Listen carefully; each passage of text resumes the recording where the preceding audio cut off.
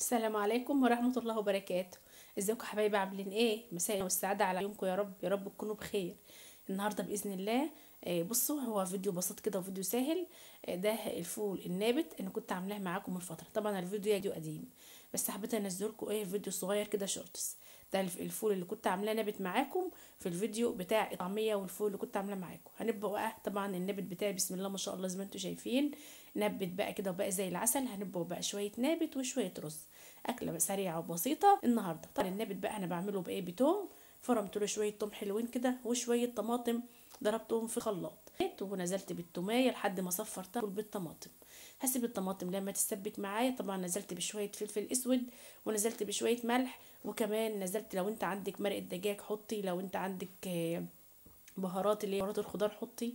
بس انا هزود لها شوربه، فعشان كده ما ضفتش يعني حاجات من دي. شايفه بقى بسم الله ما شاء الله الفول بتاعي نبت اكله الناس الغلابه بتاعت ايام زمان، النابت على اصوله. الفول النابت اللي ما شاء الله يسد ويمد كده، واكله تفتح النفس. الطماطمه بتاعتي ما اتسبكت، نزلت على طول النابت بتاعي. هنعمل جنب الرز بتاعنا او جاي هنعمل شويه رز ابيض بطريقه سهله خالص. نغسل الرز ونعلق على الابيض بتاعنا. ما شاء الله بصوا الفول بتاعي اتسبك وبقى زي اهوت. على طول انا عندي شوربه. ده بالشوربه النبت حلو قوي قوي بالشوربه. عندك شوربه تعملي النابت بيبقى طعمه حلو جدا.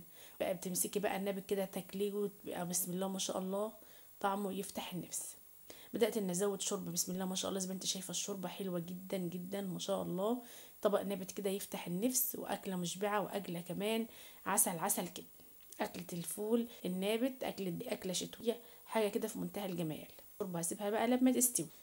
اللهم بارك. بصوا يا جماعه بقى ادي الفول النابت بتاعنا، اللهم بارك زي ما انت شايفه. بصي شايفه الجمال؟ ايه رايك بقى؟ الفوله بقت طيبه بقى وكده، فتحت من بعضها، والقشره بتطلع بسهوله بسهوله خالص من علاقه. الفول بقت مخلل من مخلل المشكل اللي كنت عاملاه معاكم بسم الله ما شاء الله.